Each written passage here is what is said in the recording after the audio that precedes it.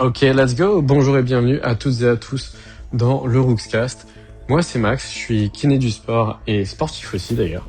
Et chaque semaine, on se retrouve pour explorer un nouveau sujet passionnant sur le corps, sur son fonctionnement, sur le sport en général ou sur quelques petits fonctionnements au niveau du cerveau.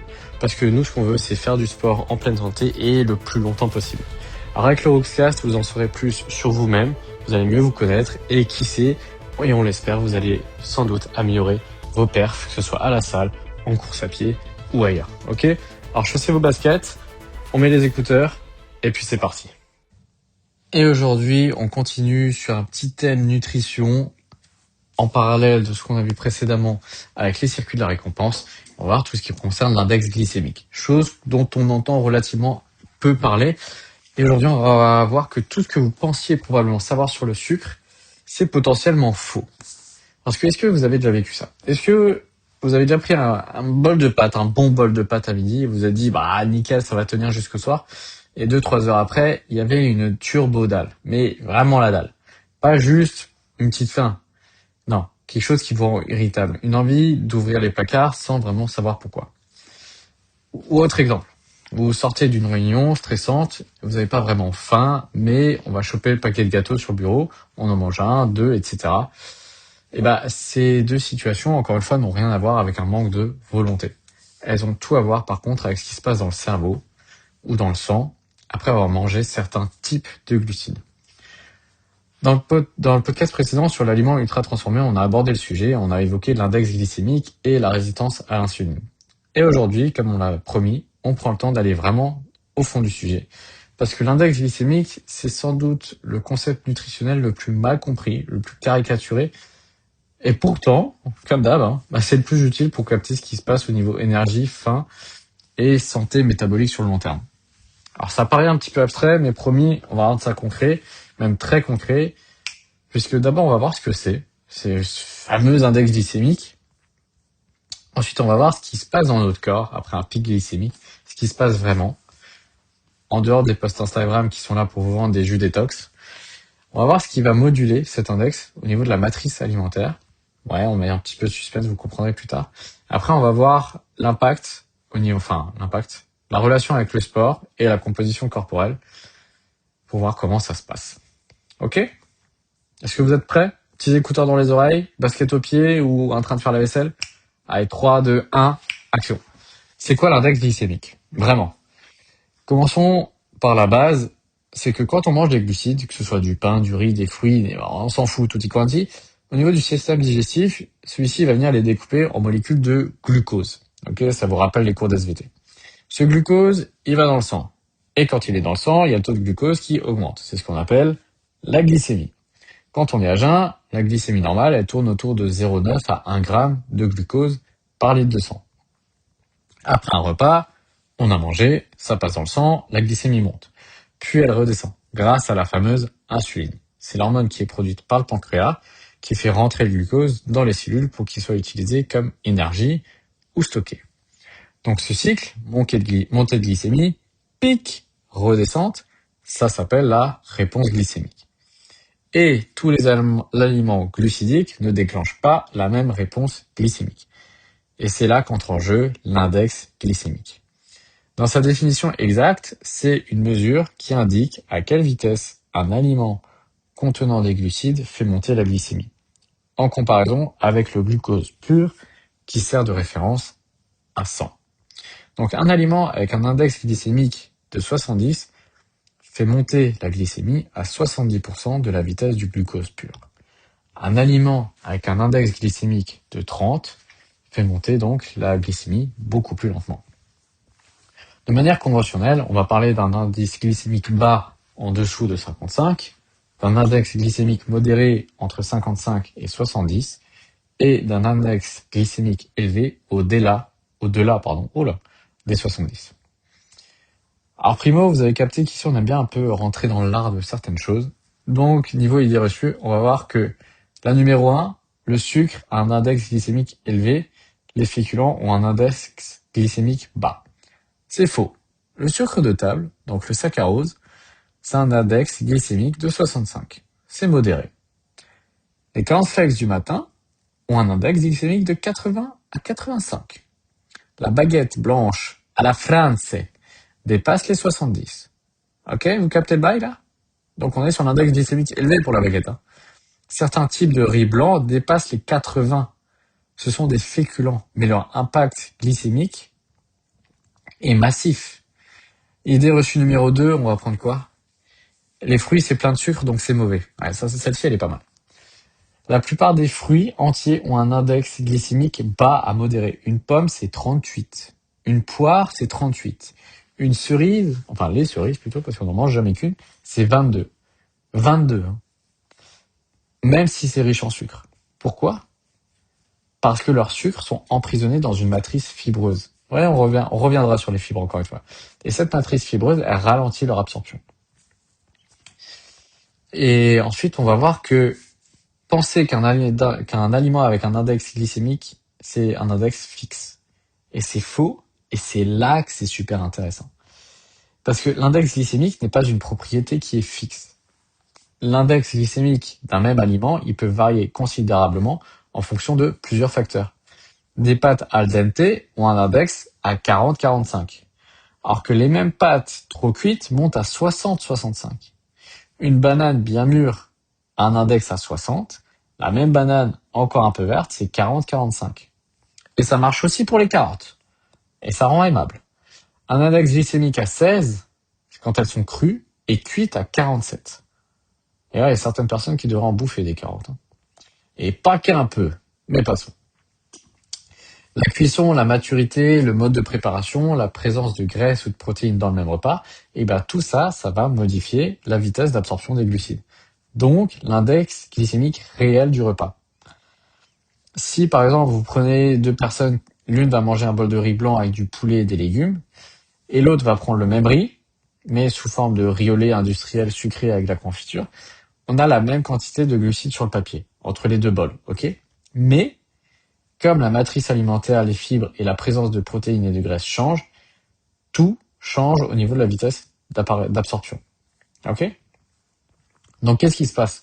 Quand on prend un aliment avec un index glycémique élevé, genre un petit pain au petit-déj avec un soda, du pain blanc, des chips, bref, des trucs qui sont pas forcément géniaux, le glucose, il arrive rapido dans le sang. Ok? C'est le Shinkansen. C'est un train japonais. Si j'avais. La glycémie, elle monte fort et elle monte vite.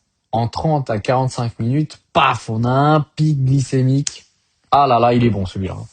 Donc derrière, le pancréas, il détecte la montée et il va sécréter l'insuline en urgence pour faire rentrer tout le glucose dans les cellules osses là. Donc plus le pic il est élevé, plus la réponse de l'insuline elle est forte. C'est logique, forcément. Le but c'est de rester autour des 1. Donc plus il y a de glucose dans le sang, rapidos là, plus on va mettre de l'insuline pour que ça redescende, que ça revienne à la normale. Donc jusque là, tout il est comme prévu. Le problème, il est ensuite. Quand l'insuline elle est sécrétée en grande quantité, donc en réponse à un pic glycémique élevé, elle fait son travail et trop efficacement. Donc elle va venir faire baisser la glycémie et parfois en dessous de son niveau normal. Et c'est ce qu'on appelle l'hypoglycémie réactionnelle ou le coup de barre, ok? Le petit bâillement là. C'est la petite heure, les petites 2 heures après le repas riche en glucides rapides là, on sent la fatigue. Oh là là là là. Ah, ça devient fou, on a du mal à se concentrer et surtout, on a la dalle. On a envie de target un petit truc sucré là, les petits gâteaux sur le desk du voisin là. Comment on va lui chourave quand il est aux toilettes? Eh ben tout ça, c'est pas une coïncidence. C'est que quand la glycémie elle chute, le cerveau il envoie un signal d'alarme. Il y a plus de jus, cherchez du sucre. Il y a plus de carburant. Et là, va falloir aller à la pompe. Et on va chercher le sucre. Donc souvent un autre aliment avec un index glycémique élevé et le circuit. Et on recommence. C'est un roller coaster. Ah, c'est Europa Park. Des montagnes russes de glycémie qui se répètent tout au long de la journée. Ça va générer des fringales, de la fatigue, des variations d'humeur et des difficultés de concentration. Et ça pue. Grosso modo, c'est comme si vous essayez de maintenir un petit feu allumé toute la journée. Vous avez deux options. Primo, vous mettez du petit bois, du papier de journal, des allumes-feu toutes les heures. Ça flambe fort, ça flambe vite, et en 3 minutes, il n'y a plus rien. Donc on revient, on en remet, et si on rate un ravito, il n'y a plus de feu. Plan B, on met des grosses bûches. Ça prend du temps pour l'allumer. Ok, mais une fois que c'est lancé, on connaît, hein. Le petit feu de camp là avec la belle bûche, ah là là, ça dure longtemps, c'est régulier et on n'a pas besoin d'y retourner toutes les heures. On peut kiffer là les orteils devant le feu. Et ben les glucides avec un index glycémique élevé, c'est le papier de journal. Vous l'avez capté. Les glucides avec un index glycémique bas, les légumineuses, les céréales, les fruits, c'est des bûches. Donc notre énergie, notre concentration et la faim dans la journée, elles ressemblent à l'un ou à l'autre de ces deux feux. Et ce qui est préoccupant, c'est pas quand il y a un pic de glycémie occasionnel. C'est la répétition quotidienne, régulière, sur des années et des années et des années, encore une fois, et comme tout. Parce que chaque pic, il va générer une sécrétion d'insuline. Ça, on est d'accord. On a tous capté le truc. Mais avec le temps, si les pics sont fréquents, si les pics sont élevés, les cellules, qu'est-ce qui se passe? Eh bien, c'est comme tout le reste. Elles commencent à devenir moins sensibles à l'insuline. Donc, elles s'habituent au signal. Et c'est ce qu'on appelle la résistance à l'insuline. Comme dans le podcast qu'on a vu précédemment, sur le down avec tout ce qui est dopamine. Si jamais vous n'avez pas écouté le podcast précédent sur les circuits de la récompense, bien évidemment qu'on vous recommande de l'écouter. Mais oui, forcément. Et puis de laisser quelques étoiles aussi. Et un petit commentaire sympa. Et de vous abonner. Peu importe la plateforme sur laquelle vous êtes. Et d'aller faire un petit tour sur le compte Instagram du Roxflow. Il y a plein de petits posts qui vont vous intéresser et qui seront toujours en lien avec les podcasts qu'on aborde ici. Mais on y retourne. Donc on a parlé de la résistance à l'insuline. Donc le pancréas, pour commencer, il va produire encore plus d'insuline. Donc les cellules résistent encore plus et ça devient une spirale. Au bout de cette spirale, quand le pancréas il peut plus compenser, qu'est-ce qui se passe? C'est le famoso diabète de type 2, le diabète de type 2.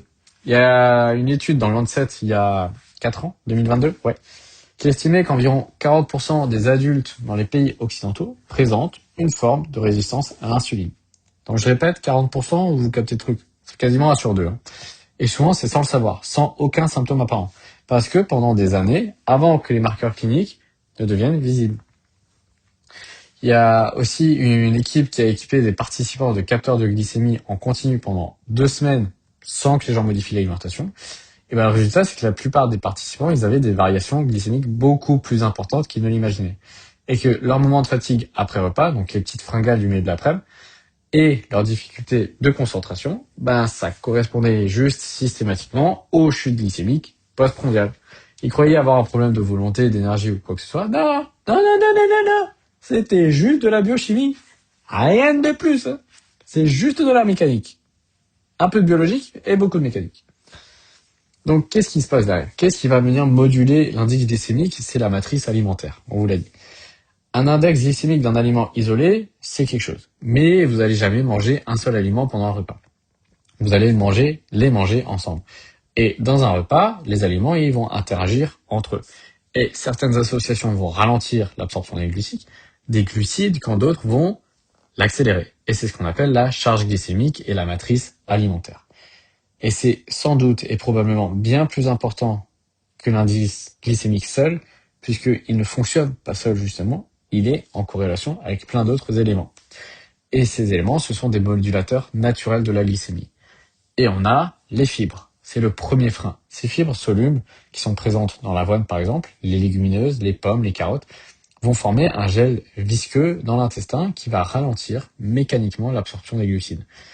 Elles étalent la montée glycémique dans le temps. Et c'est pour ça qu'un bol de flocons d'avoine donne une énergie stable pendant 3-4 heures. Là où un bol de cornflakes dégueulasse de chez Kellogg's, pardon pour le dégueulasse, vous a cuit en 1 heure parce qu'il n'y a rien dedans. Rien du tout. Mais en plus des fibres, on a plusieurs autres choses. On a les protéines, les graisses, l'acidité et d'autres choses. Donc les protéines, quand on les associe à des glucides, ça va ralentir la vidange gastrique. Donc l'estomac met plus longtemps à transférer son contenu vers l'intestin. Résultat, forcément, les glucides, ils arrivent plus lentement. Donc un œuf avec du pain complet va générer une réponse glycémique beaucoup plus douce que du pain complet seul. Pour les graisses, c'est le même mécanisme que les protes. On va ralentir la vidange gastrique. Et c'est pour ça que les Méditerranéens, qui versent de l'huile d'olive surtout, avaient intuitivement raison d'un point de vue glycémique. En plus de ça, on a l'acidité. On l'a dit, que ce soit du vinaigre, du citron ou d'autres choses là, l'acidité va ralentir l'activité des enzymes qui vont découper petit à petit les glucides en glucose. Et les Suédois, ils ont montré Enfin, via une étude, hein, pas, vous avez capté le truc. Pas chez Ikea, hein. Qu'ajouter du vinaigre à un repas qui contient des glucides, ben, ça réduit la réponse glycémique de 20 à 30%. Et ça m'en intéressait plus d'un. Ensuite, on a la forme de l'aliment. On a dit entre une orange entière et du jus, c'est pas du tout la même chose. On a la même quantité de sucre, mais la destruction de la structure fibreuse par le mixage va tout accélérer. Donc l'orange entière, elle va avoir un index à 40, et le jus sans la pulpe à 65-70. C'est quasiment le double, hein, grosso modo. Donc, l'ordre des aliments peut aussi avoir un effet. Et c'est un petit peu nouveau, ça. Il y a des chercheurs de l'université de Cornell ont montré que manger les légumes et les protéines en premier et les féculents en dernier, ça réduit le pic glycémique postprandial de 37%, de 37% par rapport à les manger dans l'autre ordre, dans l'ordre inverse. Donc si vous mangez d'abord les féculents, bah, vous allez avoir un pic plus important que si vous mangez les féculents à la fin. C'est le même repas, c'est les mêmes quantités, tout il est pareil, juste l'ordre qui change et la biologie qui fait tout le reste, quoi. Alors, même exemple, enfin autre exemple, par exemple, vous avez la même assiette, du riz, du poulet, des haricots verts. Vous avez un mec qui va manger son riz en premier, puis tout le reste, voilà, et le second qui commence par les haricots, ensuite le poulet et qui termine avec le riz. Donc grosso modo, il y a un pic glycémique avec une différence de 30% entre les deux. C'est la même chose, mais l'ordre est différent. Et la biologie fait le reste. Ok? Est-ce que vous comprenez un petit peu plus le tutti quanti et les effets que ça peut avoir? Et justement, en parlant d'effets, on va voir ce qui se passe au niveau du sport. Donc, dans un contexte sportif, l'index glycémique, ça peut devenir un outil relativement tactique. La question, c'est pas seulement est-ce que c'est bon pour ma santé, mais est-ce que ce que je mange va servir à mon effort? Avant un effort d'endurance long, donc un trail, un match de foot ou une longue sortie de vélo, un repas avec un index glycémique modéré à bas, que vous prenez 2-3 heures avant, bah, ça permet de constituer des réserves de glycogène. On le répète, le glycogène, c'est le carburant qui est stocké dans les muscles, le foie et les cellules, sans provoquer un pic insulinique qui pourrait au contraire faire chuter la glycémie au début de l'effort. Et c'est ce qu'on appelle l'hypoglycémie de début d'effort, qui est paradoxalement causée par une collation sucrée qui est prise trop proche de l'effort, qui va venir déclencher une réponse insulinique et qui va venir faire baisser la glycémie au moment où l'effort démarre. Ce qui est clairement pas intéressant si vous faites du sport. Si vous avez un gros down avant d'aller courir, franchement, c'est pas ouf. On l'a tous eu. Bah, c'est pas ouf. Donc, en pratique, vous prenez des flocons d'avoine et des fruits 2-3 heures avant. Plutôt que la barre de céréales de chez, n'importe quelle marque, 30 minutes avant. Mais pendant l'effort, par contre, les règles, elles changent. Et elles s'inversent. Pendant un effort intense et prolongé, donc au-delà d'une heure et demie, le corps, il a besoin de glucides rapidos. Donc l'index glycémique élevé, ça devient juste un avantage. Et c'est là où tout ce qui est gel énergétique, boissons sportives ou les dates, l'absorption rapide va alimenter directement les muscles en effort.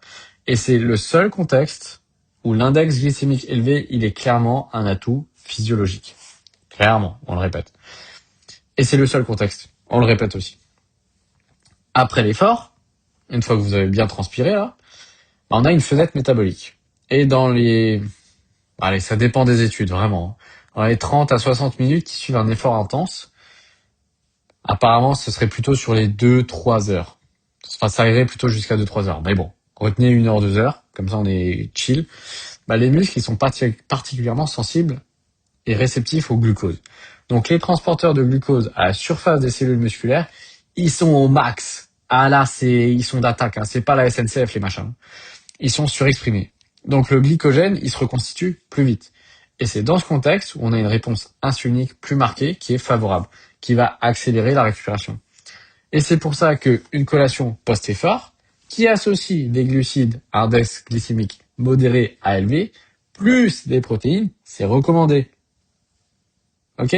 Donc la banane plus le yaourt, ou le riz et le poulet, ou le fruit et le fromage blanc, l'insuline ici, elle joue un rôle anabolique. Et elle facilite aussi l'entrée des acides aminés dans les cellules musculaires.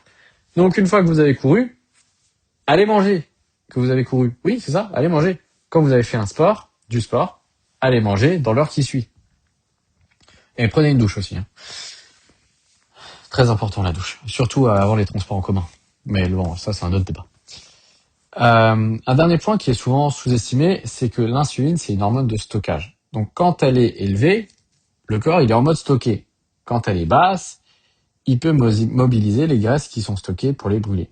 Et un régime qui est chroniquement riche en glucides à index glycémique élevé, il va maintenir l'insuline élevée en grande partie de la journée, ce qui va inhiber la lipolyse, donc qui est la décomposition des graisses. Et si jamais, n'hésitez pas à me dire, on en fera un podcast. Donc c'est pas parce que les calories sont différentes, mais c'est parce que le contexte hormonal, il est différent. C'est pas une invitation à éliminer tous les glucides. Au contraire, c'est une invitation qu'on vous fait à les choisir et à les placer intelligemment dans la journée. Il y a des chercheurs, j'ai toujours un problème avec ce mot, qui ont suivi 2 groupes de sportifs en programme de perte de masse grasse avec les mêmes calories totales et les mêmes macros. Toujours kiff-kiff. Le premier groupe, il consommait ses glucides principalement à index glycémique bas et modéré. Forcément. Le second, à index glycémique élevé. Et après 12 semaines, donc après 3 mois, le groupe index glycémique bas avait perdu plus de masse grasse, à effort et apport calorique identique. Donc le contexte hormonal avait fait la différence et pas juste les calories que vous pesez sur la balance. Okay, et c'est extrêmement important et c'est pour ça qu'on vous en parle, que vous captiez un petit peu les différentes nuances. Donc qu'est-ce que vous allez pouvoir retenir? Que l'index glycémique, c'est bien plus qu'un chiffre sur un tableau de nutrition. Okay, c'est une fenêtre que vous pouvez avoir sur la façon dont votre corps gère votre énergie, gère ses hormones et gère tout simplement sa composition à long terme. Donc, oubliez que le sucre, c'est mauvais. Là, on en est loin, et comme on l'a dit sur Instagram dans plusieurs posts, le sucre, on en a besoin. Le sucre, c'est vital, le glucose, c'est vital, les lipides, c'est vital, et les protéines, c'est vital. Ok, on en a besoin de tout. Mais par contre, c'est la vitesse à laquelle les glucides ils arrivent dans le sang qui compte tout autant, voire même plus, si on extrapole, que la quantité. Donc, un pic glycémique élevé suivi d'une chute, vous le répétez pendant des jours, des mois, des semaines, des années, ben ça épuise votre système insulinique, tout ce qui est pancréas là. Et ça génère une inflammation chronique silencieuse. Ça aussi, on en a parlé. Et derrière, tout ce qui est fibres, protéines, glucides, fibres, protéines, graisses, acidité, et ben même dans l'ordre dans lequel vous mangez tout ça, tous ces facteurs vont moduler la réponse glycémique. C'est des leviers qui sont extrêmement simples, qui sont extrêmement accessibles, et qui ne demandent pas de compter les cales. Mais juste, si vous mangez le riz à la fin, là, tout simplement, c'est mieux. Et comme toujours dans cette série, il s'agit pas de perfection. Ok, c'est pas ce qu'on veut. Ce qu'on veut vous transmettre, c'est le fait de comprendre les mécanismes pour que vous puissiez faire de meilleurs choix dans votre quotidien. C'est tout. Donc, de manger les légumes avant les féculents. De privilégier les aliments entiers plutôt que les jus que vous trouvez en supermarché. Et d'associer des protéines à des glucides. De choisir des pâtes al dente plutôt que des oublier sur le feu. Bon, ça, c'est un petit message pour moi, hein. Et oui, on n'est pas tous parfaits. C'est juste des petits réglages, mais derrière, la biochimie, elle va être complètement différente. Et sur des années, ça va juste vous apporter une santé métabolique qui sera profondément différente. Voilà, on est arrivé au bout. J'espère que vous avez kiffé. C'est un sujet que j'aime beaucoup. Bon, de toute façon, vous avez capté que tout ce qui est bouffe et sport, alors on aime beaucoup, hein. On fait que de parler de ça, de toute façon. Et maintenant, vous avez compris pourquoi c'était important d'aller au-delà des calories qui sont écrites sur le petit paquet de flocons d'avoine, et que c'est pas parce qu'il y en a beaucoup que c'est forcément mauvais, et c'est pas parce qu'il y a des sucres que c'est forcément mauvais, mais au contraire, qu'il y a bien plus de choses qui se cachent derrière tout ça. Si ce podcast vous a plu, n'hésitez pas à vous abonner, à laisser quelques étoiles, un petit commentaire, ça fait toujours plaisir, et puis dans tous les cas, on se retrouve la semaine prochaine pour un nouveau podcast. Allez, la bise!